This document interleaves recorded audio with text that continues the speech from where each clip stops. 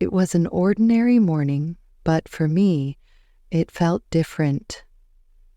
My name is John, and I'm a graphic designer from a small town. For years, I had dreamed of working with big international companies. My portfolio was strong, but there was one thing holding me back: my lack of fluency in English. Despite my skills, I couldn't communicate well with clients abroad. The thought of trying to explain my ideas in English terrified me. I knew that if I wanted to take my career to the next level, I needed to improve. That morning, I was sitting in my favorite cafe, scrolling through job listings online, when I came across a freelance design position with a global company. My heart skipped a beat. This was exactly the kind of opportunity I had been hoping for, but as I read the job description, a heavy weight settled in my chest. Fluent English, required for communication. I stared at those words for what felt like an eternity. My dreams felt like they were slipping away. I had all the skills, but English? It was a mountain I couldn't climb. I sat there, staring at the screen, defeated. I thought about giving up. Maybe this wasn't for me. Maybe I should just stay in my comfort zone and keep working with local clients. But then I thought, what if I didn't try? What if I never took that step forward? The idea of staying where I was, stuck in my fear, was even more discouraging than the thought of failing. Just as I was about to close my laptop, I noticed a flyer on the cafe's bulletin board. It was an advertisement for a local English language course that promised to improve speaking, writing, and listening skills in just a few months. I hesitated at first. Could I really do this? Could I face the fear of speaking a language I barely knew? But then something inside me clicked. If I wanted to grow, I had to take risks. The next day, I signed up for the course, the excitement mixed with nervousness as I wondered what I had gotten myself into.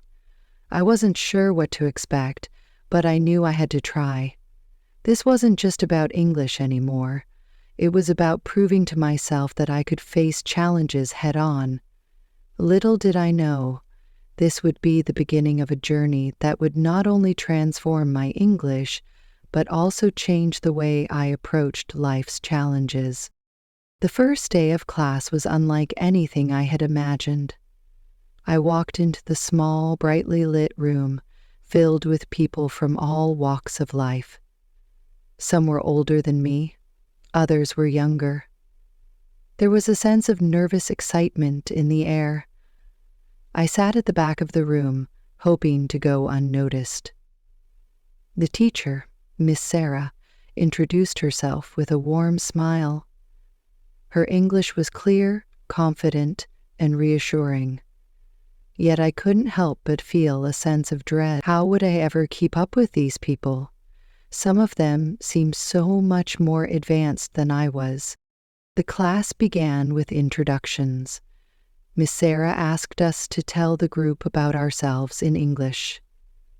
When my turn came, I could feel my hands shaking. I had rehearsed what I was going to say in my head, but as soon as I opened my mouth, the words felt foreign. I stuttered, my sentences were broken. I could see the confusion on the faces of my classmates. My cheeks turned red, and I wanted to disappear. Why had I thought I could do this? I felt like a failure before I even started. After class, Miss Sarah came over to me with a reassuring smile. "John," she said, "I can see you're struggling, but don't worry. Everyone here is at a different level, and that's okay. The important thing is that you keep trying. Mistakes are part of the learning process." Her words gave me a little comfort, but I couldn't shake the feeling that I was too far behind. In the weeks that followed, I spent hours trying to improve. I practiced English every day, reading articles, watching videos, and repeating the sentences out loud. I even started recording myself speaking to track my progress.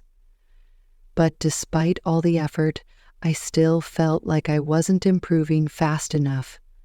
My classmates were getting better at speaking, while I felt like I was stuck. One afternoon, we had a group discussion, and I had to share my thoughts on a topic.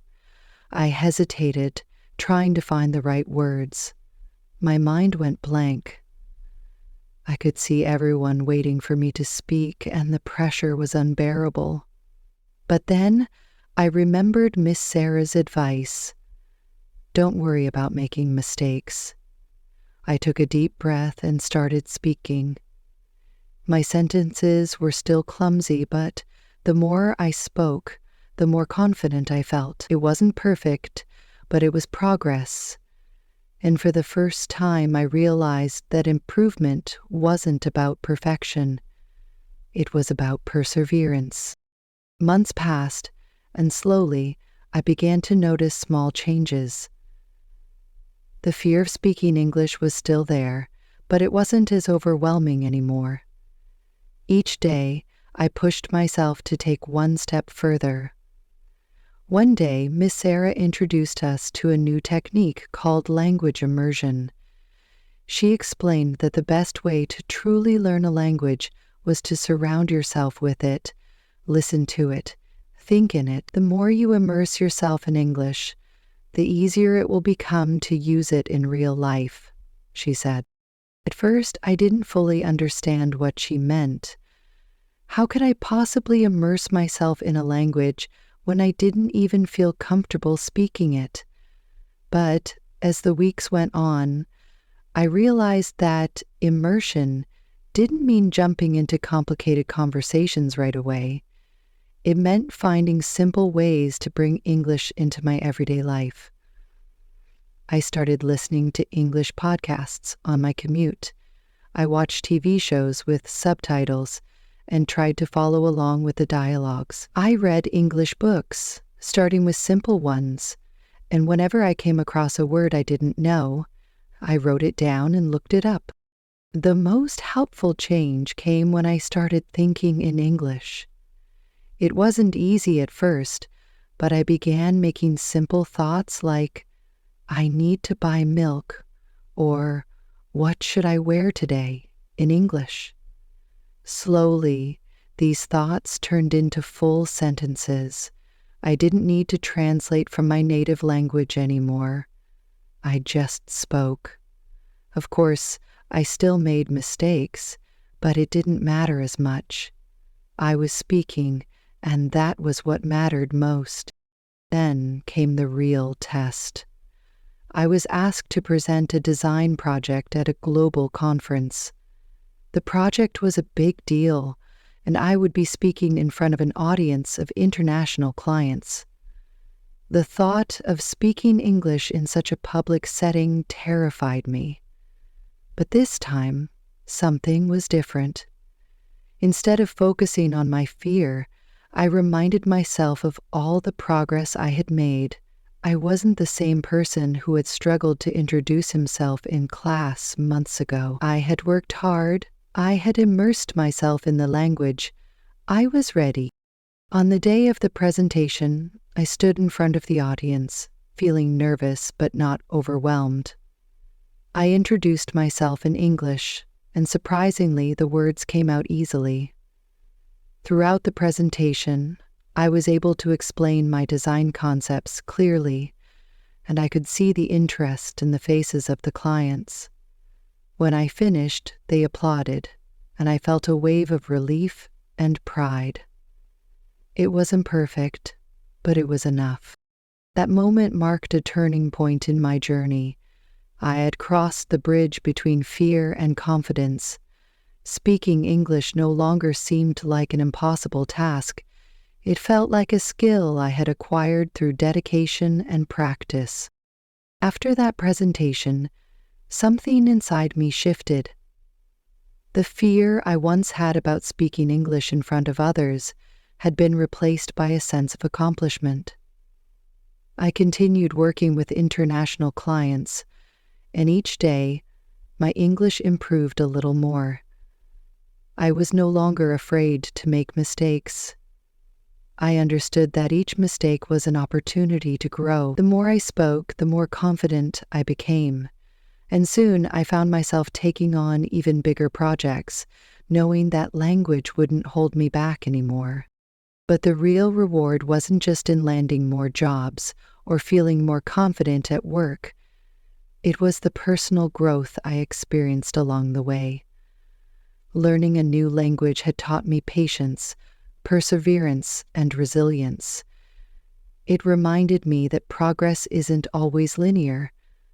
Some days I felt like I wasn't improving, but when I looked back at how far I had come, I realized that every step, no matter how small, had been crucial in getting me to where I was.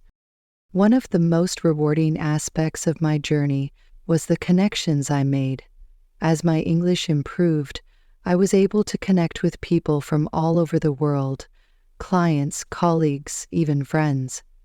I began to see the value of language not just as a tool for work, but as a bridge to understanding others.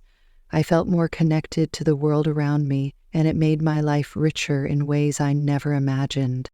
So, if you're out there, feeling like I did, unsure if you can ever reach the level of fluency you dream of, know this: you can. If I can overcome the fear and frustration, so can you. The key is persistence. Keep practicing. Keep speaking. And remember, it's okay to make mistakes. They don't define you. They help you grow. If you're struggling to learn English or any new skill, don't give up. Take it one step at a time and stay consistent. It may feel hard at first, but I promise the rewards will be worth it. Keep pushing forward, and soon enough, you'll be amazed by how far you've come. And if you found my story inspiring, make sure to check out my next video, where I'll be sharing some practical tips on how you can learn English more effectively. Click the link to watch it now and start your journey today. Don't forget to like, share, and subscribe for more motivational stories and tips on personal growth.